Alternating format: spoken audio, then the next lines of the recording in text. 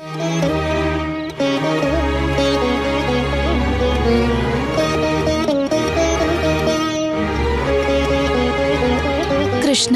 ನನ್ನ ಮನ್ಸಿಗೆ ಯಾಕೋ ಬೇಜಾರಾಗ್ತಿದೆ. ನನ್ನ ಅಖಿಲ್ ಅವ್ರ ಮನ್ಸು ಕೂಡ ಯಾಕೋ ಹಾಗೆ ಇದೆ ಅಂತ ನಂಗನ್ಸ್ತಿದೆ. ನಾನೇ ಕೃಷ್ಣ ತುಳಸಿ ಅನ್ನೋ ವಿಷಯ ಗೌರಮ್ಮಂಗೆ ಗೊತ್ತಾಗಿದ್ದಕ್ಕೆ ನನಗೆ ಭಯ ಆಗ್ತಿದೆ. ಆದ್ರೆ ಅಖಿಲ್ ಅವರು ಯಾಕೆ ಆ ಥರ ಇರಬಹುದು? ಅಲ್ಲೇನಾಗಿದೆ? ಅಲ್ಲೇನೇ ಆದ್ರೂ ಅಖಿಲ್ ಅವರು ಚೆನ್ನಾಗಿರ್ಬೇಕು ಕೃಷ್ಣ. ಹೋಗಿರೋ ಕೆಲಸ ಪೂರ್ತಿ ಮಾಡಿಕೊಂಡು ಅಖಿಲ್ ಅವರು ಕ್ಷೇಮವಾಗಿ ತಿರುಗಿ ಬರಬೇಕು. ಹಾಗೆ ಅಖಿಲ್ ಅವರು ಕ್ಷೇಮವಾಗಿ ಮನೆಗೆ ವಾಪಸ್ ಬರೋ ಹಾಗೆ ಆಶೀರ್ವಾದ ಮಾಡು ಕೃಷ್ಣ.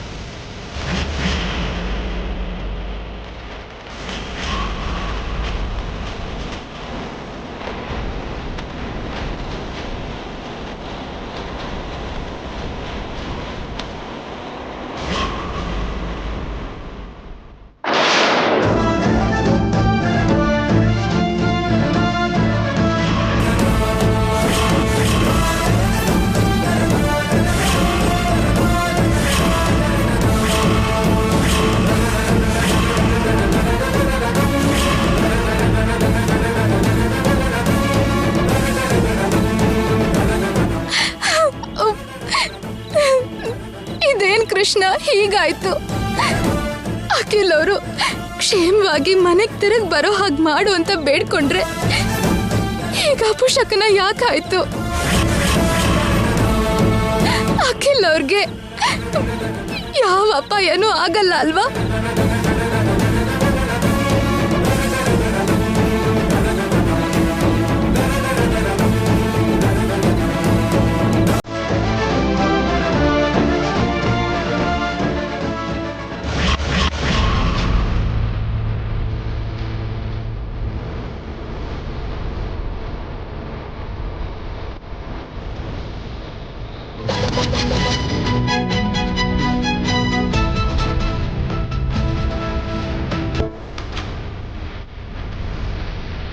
ಯಾಕೋ ಅಖಿಲ್, ಇನ್ನೂ ಮಲಗಿಲ್ವಾ?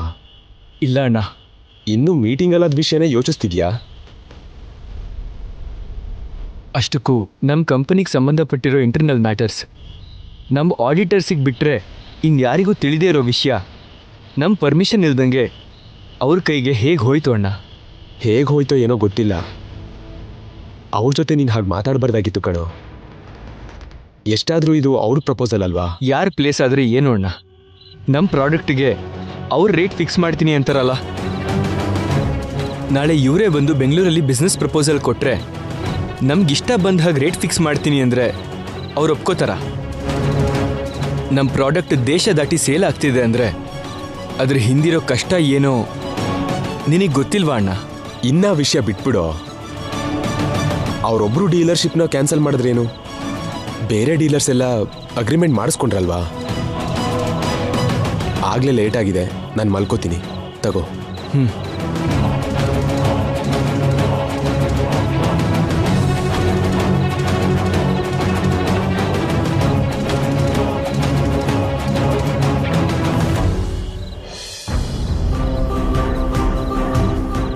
ಛೇ, ಈ ಮೂಡಿಂದ ಆಚೆ ಬರಬೇಕು ಅಂದರೆ ಶ್ಯಾಮಗೆ ಫೋನ್ ಮಾಡಿ ಮಾತಾಡಬೇಕು.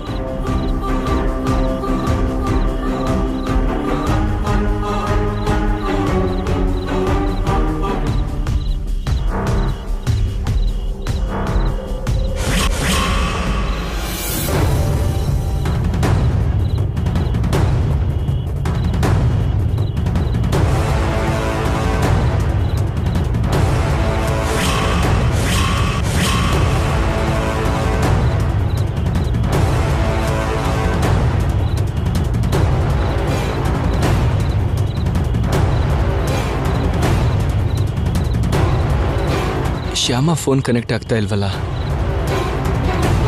ಅವನೇ ಅವನು ನಮ್ಮ ಏರಿಯಾಗೆ ಬಂದು ನಾನೇ ಬೇಡ ಅಂತ ಬಿಸ್ನೆಸ್ ಮಾಡ್ತಿದ್ದಾನೆ. ಎಲ್ಲರ ಮುಂದೆ ನನಗೆ ಪ್ರಾಡಕ್ಟ್ ಕೊಡಲ್ಲ ಅಂತ ನಾನು ಮರ್ಯಾದೆ ತೆಗೆದು ಬೇರೆಯವ್ರ ಜೊತೆ ಅಗ್ರಿಮೆಂಟ್ ಮಾಡ್ಕೊಂಡಿದ್ದಾನೆ. ಅವನಿಗೆ ಈ ಬನ್ವರ್ ಸಿಂಗ್ ಪವರ್ ಏನು ಅಂತ ತೋರಿಸ್ ಬನ್ನಿ. ಹೋಗ್ರ.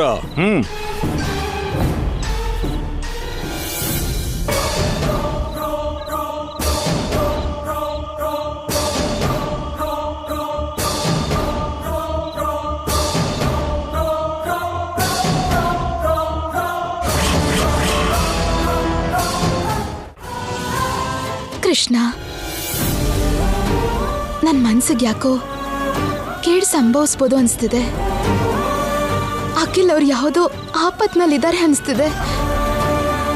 ಅಂಥದ್ದೇನೋ ಆಗದಿದ್ದ ಹಾಗೆ ಅಖಿಲ್ ಅವರು ಕ್ಷೇಮವಾಗಿ ಮನೆಗೆ ತಿರುಗಿ ಬರೋ ಹಾಗೆ ಆಶೀರ್ವಾದ ಮಾಡು ಕೃಷ್ಣ.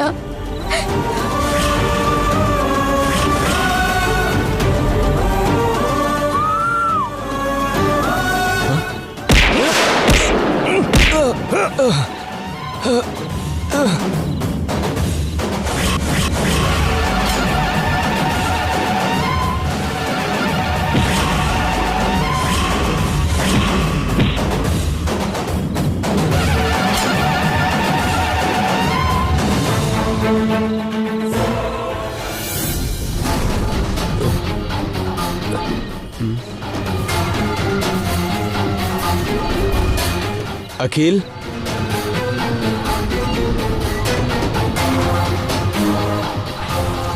ಅಖಿಲ್,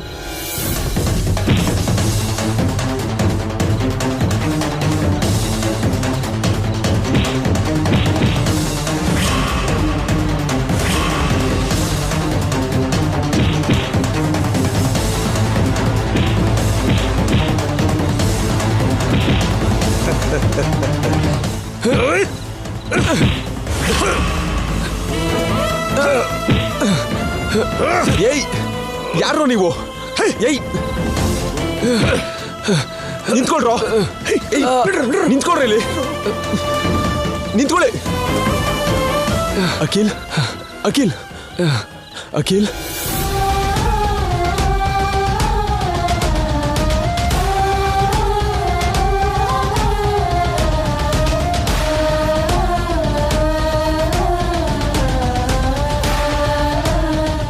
ಇವತ್ತಿಗೆ ನಿನ್ನ ಕತೆ ಮುಗೀತೋ?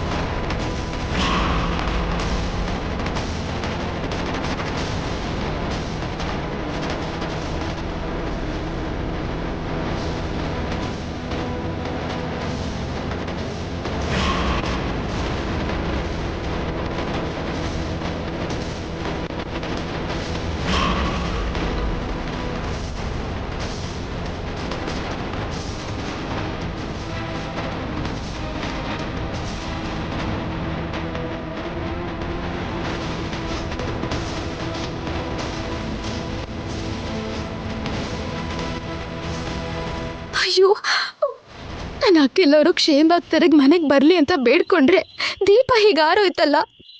ಕೃಷ್ಣ, ನನ್ನ ಅಖಿಲ್ ಅವ್ರಿಗೆ ಏನಾಯ್ತು ಕೃಷ್ಣ? ಹೇಳು ಕೃಷ್ಣ. ಶ್ಯಾಮ, ಅತ್ತೆ. ಶ್ಯಾಮ,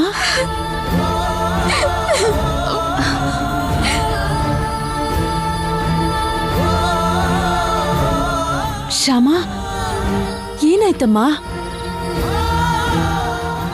ಏನಾಯ್ತೋ ಗೊತ್ತಿಲ್ಲ ಅತ್ತೆ, ಆದ್ರೆ ನನ್ನ ಮನಸ್ಸಿಗೆ ತುಂಬಾ ಕಷ್ಟ ಆಗ್ತಿದೆ.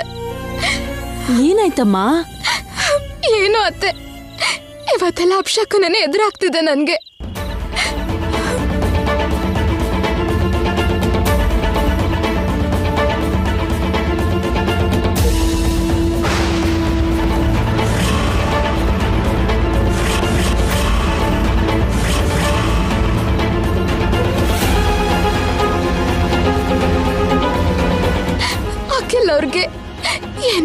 ಆಗಿದೆ ಅನಿಸ್ತಿದೆ. ಫೋನ್ ಮಾಡಿದ್ರೆ ಕೆಲವರು ಯಾಕೋ ಪಿಕ್ ಮಾಡ್ತಿಲ್ಲ. ತುಂಬಾ ಭಯ ಆಗ್ತಿದೆ ಅತ್ತೆ. ಭಯ ಪಡ್ಬೇಡಮ್ಮ, ಭಯ ಪಡ್ಬೇಡ. ಅಂಥದ್ದೇನು ಆಗಲ್ಲ. ಅ, ಅ, ಏನ್ರಿ, ಒಂದ್ಸಲ ಅಖಿಲ್ಗೆ ಫೋನ್ ಮಾಡಿ. ಸರಿ ವಸಂತ. ಹೆದರ್ಬೇಡ ಶ್ಯಾಮ, ಏನು ಆಗಲ್ಲ. ಅಗೋ ಅಶೋಕ್ಗೆ ಕಾಲ್ ಮಾಡ್ದ. ಹಲೋ ಅಶೋಕ್. ಡ್ಯಾಡಿ, ಪಕ್ಕದಲ್ಲಿ ಯಾರಾದರೂ ಇದ್ದಾರಾ? ನೀವೊಬ್ಬರೇ ಇದ್ದೀರಾ? ಯಾಕಪ್ಪ, ಏನಾಯ್ತು? ಅಂದರೆ ಡ್ಯಾಡಿ, ಅದು ಅದು ಅದು ಅದು ಅಂತೆಲ್ಲೋ, ಏನ್ ನಡೀತು ಹೇಳು.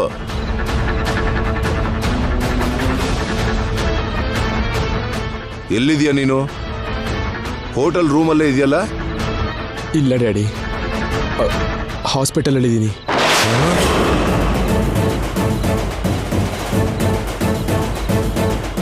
ಹಾಸ್ಪಿಟಲ್ ಅಲ್ಲ?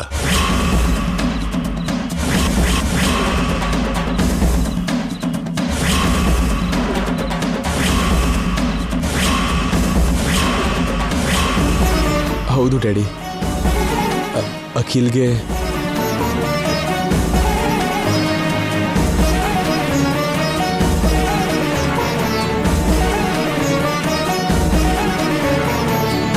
ಇದೇ ಡ್ಯಾಡಿ ನಡೆದಿದ್ದು.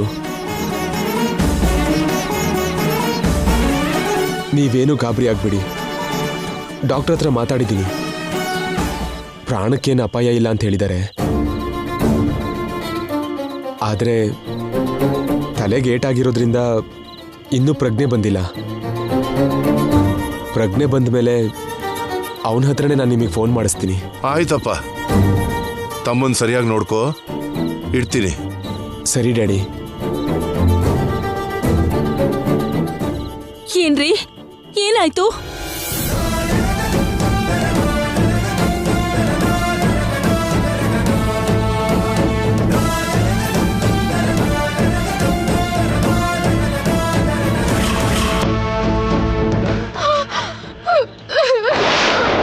ಅಮ್ಮ ಶ್ಯಾಮ,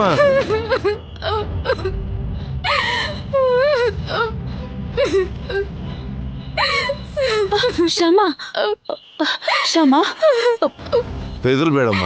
ಯಾರು ಹೆದರ್ಬೇಡಿ. ಅಖಿಲ್ಗೆ ಏನು ಆಗಿಲ್ಲ.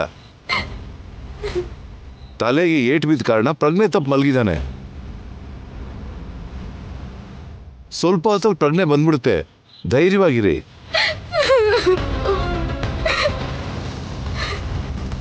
ಅಳ್ಬೇಡ ಶಮ, ಸುಮ್ನಿರು. ಪ್ರಾಣಕ್ಕೇನ್ ಅಪಾಯ ಇಲ್ಲ ಅಂತ ಹೇಳ್ತಿದಾರಲ್ಲ, ಸುಮ್ನಿರು. ಇದೇನ್ರಿ, ನನ್ ಕಣ್ಣನ್ಗೆ ಹೀಗಾಗಿದೆಯಲ್ಲ. ಏನು ವಸಂತ ಇದು? ಶ್ಯಾಮನ್ಗೆ ಸಮಾಧಾನ ಹೇಳೋ ನೀನೇ ಈ ಕುಸ್ದೋದ್ರೆ ಹೇಗೆ? ಧೈರ್ಯವಾಗಿರಿ. ಅವನ ಕಣ್ಣಾರೆ ನೋಡೋವರೆಗೂ ನನಗೆ ಧೈರ್ಯ ಬರಲ್ಲ ರೀ. ಮಾವ, ಒಂದ್ಸಲ ಬಾವಂಗೆ ವಿಡಿಯೋ ಕಾಲ್ ಮಾಡಿ ಅವ್ರನ್ನ ತೋರ್ಸಕ್ ಹೇಳ್ತೀರಾ ಪ್ಲೀಸ್? ಸರಿನಮ್ಮ.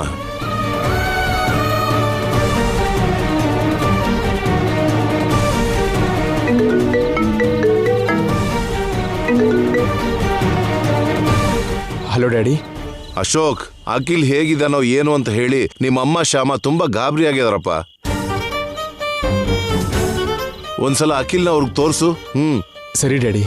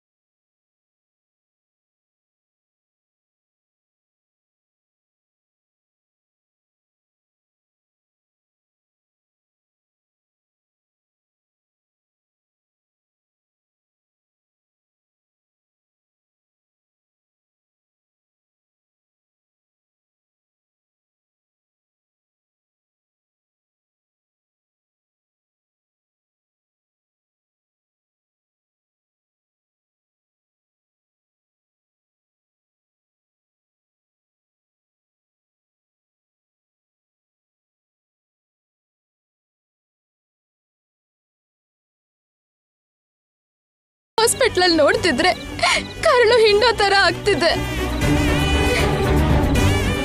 ಈಗ್ಲೇ ಹೊರಟು ನಾವೆಲ್ಲ ಅಲ್ಲಿಗೆ ಹೋಗೋಣ. ಮಾವ, ಅವ್ರನ್ನ ನನ್ ಕಣ್ಣಾರೆ ನೋಡದೆ ಇದ್ರೆ ನಂಗೆ ಸಮಾಧಾನನೇ ಆಗಲ್ಲ. ಹೌದ್ರಿ, ಈಗ್ಲೇ ಟಿಕೆಟ್ ಬುಕ್ ಮಾಡಿ ಹೊರಟ್ಬಿಡೋಣ. ಈಗಿಂದೀಗ್ಲೇ ಹೇಗೆ ಹೋಗೋದು ವಸಂತ? ಈ ಟೈಮಲ್ಲಿ ಫ್ಲೈಟ್ಸ್ ಕೂಡ ಇರಲ್ವಲ್ಲ.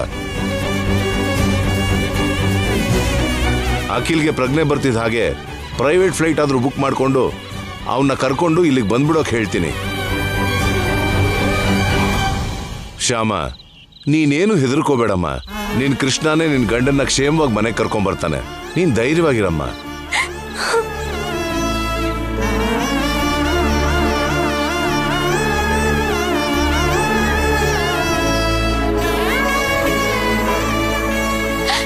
ಏನ್ ಕೃಷ್ಣ ಇದು? ಯಾಕೆ ಹೀಗ್ ಮಾಡ್ದೆ? ಅಖಿಲ್ ಅವರು 100 ಕಾಲ ಕ್ಷೇಮವಾಗಿರ್ಬೇಕು ಅಂತ ನಾನು ದಿನ ನಿನ್ನ ಬೇಡ್ಕೋತಾನೆ ಇರ್ತಿದ್ನಲ್ಲ. ಆದ್ರೂ ಅಖಿಲ್ ಅವ್ರನ್ನ ಇಂಥ ಅಪಾಯಕ್ಕೆ ಸಿಲುಕ್ಸಿದ್ಯಲ್ಲ. ಅಖಿಲ್ ಅವ್ರಂದ್ರೆ ನನ್ ಪ್ರಾಣ ಕೃಷ್ಣ. ಅಖಿಲ್ ಅವ್ರಿಗೆ ಏನಾದ್ರೂ ಆಗ್ಬಾರ್ದಾದ್ರೆ ಮಾತ್ರ ನಾನಂತೂ ಜೀವಂತವಾಗಿರಲ್ಲ. ನಾನಂತೂ ಬದುಕಿರಲ್ಲ ಕೃಷ್ಣ. ಅಖಿಲ್ ಅವ್ರನ್ನ ಕ್ಷೇಮವಾಗಿ ಮನೆ ಕರ್ಕೊಂಡ್ ಬರೋ ಕರ್ತವ್ಯ ನಿಂದೆ ಕೃಷ್ಣ, ನಿಂದೆ.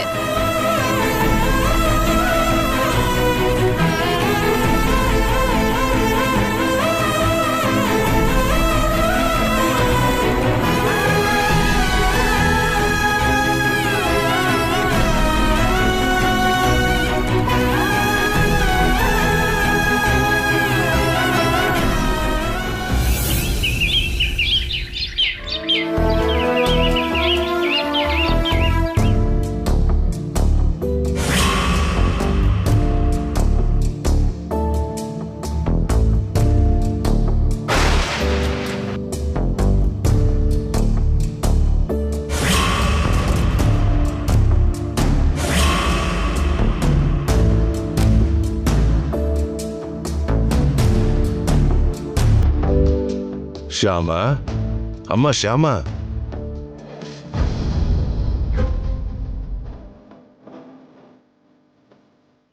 ಮಾವ, ರಾತ್ರಿ ಪೂರ್ತಿ ನಿದ್ದೆ ಮಾಡಿಲ್ವೇನಮ್ಮ? ನಿದ್ದೆ ಬಂದಿಲ್ಲ ಮಾವ. ಕಣ್ ಮುಚ್ಚಿದ್ರು ಕಣ್ ಬಿಟ್ರು ಅವರೇ ಕಾಣಿಸ್ತಿದ್ದಾರೆ.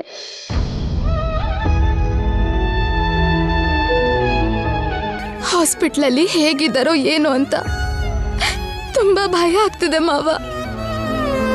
ಅವನ ಬಗ್ಗೆ ಹೆದರ್ಕೊಳ್ಳೋಂತ ಅದೇನೂ ಇಲ್ಲಮ್ಮ. ನಾನು ಫೋನ್ ಮಾಡಿ ಡಾಕ್ಟರ್ ಹತ್ರನೂ ಮಾತಾಡಿದ್ದೀನಿ. ಇವತ್ತು ಡಿಸ್ಚಾರ್ಜ್ ಮಾಡ್ತೀನಿ ಅಂತ ಹೇಳಿದ್ದಾರೆ. ಒಂದ್ಸಲ ಅವನ ಹತ್ರನೂ ಮಾತಾಡ್ಬೇಕು ಅನ್ಕೊಂಡಮ್ಮ. ಆದ್ರೆ ಈ ಟೈಮಲ್ಲಿ ಫೋನ್ ಕಾಲ್ ಅಲೋ ಮಾಡಲ್ವಂತೆ. ಅದಕ್ಕೆ ಅಖಿಲ್ ಜೊತೆ ಮಾತಾಡೋಕ್ಕಾಗ್ಲಿಲ್ಲ.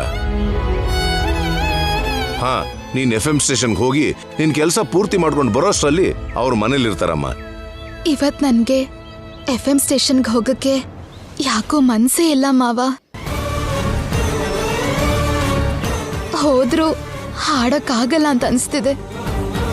ಹಾಗಂದ್ರೆ ಹೇಗಮ್ಮ? ನಾವ್ ಎಂತ ಪರಿಸ್ಥಿತಿಲಿದ್ರೂ ನಮ್ ಡ್ಯೂಟಿ ಬಗ್ಗೆ ಅಲಕ್ಷ್ಯ ತೋರಿಸಬಾರ್ದು ಅಂತ ಅಖಿಲ್ ಹೇಳ್ತಾ ಇರ್ತಾನಲ್ಲಮ್ಮ.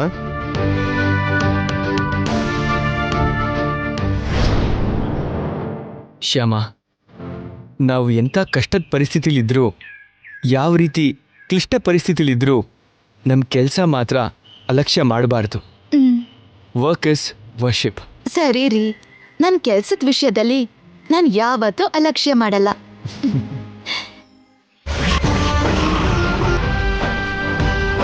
ನಿಜಾನೇ ಮಾವ, ಅವ್ರು ಯಾವಾಗ್ಲೂ ಇದೇ ಮಾತನ್ನ ಹೇಳ್ತಿರ್ತಾರೆ. ಹಾ, ಅವನ್ ಮಾತಿಗೆ ನೀನ್ ಬೆಲೆ ಕೊಡ್ಬೇಕು ಅಂದ್ರೆ ನೀನ್ ಡ್ಯೂಟಿಗೆ ಹೋಗ್ಬೇಕು ತಾನೆ. ಸರಿ ಮಾವ, ಹೊರಡ್ತೀನಿ.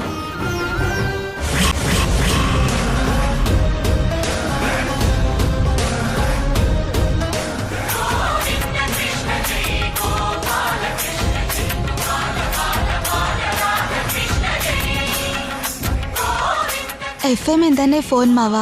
ಮಾತಾಡಮ್ಮ. ಹಲೋ, ನಮಸ್ತೆ ಮೇಡಮ್. ಹಾ ನಮಸ್ತೆ. ಹೇಳಿ ಮೇಡಮ್. ಇವತ್ತು 7:30ಗೆ ಮೀಟಿಂಗ್ ಇದೆ. ಸ್ಟಾಫ್ ಎಲ್ಲರೂ ಅಟೆಂಡ್ ಆಗಬೇಕು. 7:30ಗಾ? ಹೌದು, 7:30ಗೆ ಶಾರ್ಪ್ ಆಗಿ 7:30ಗೆ.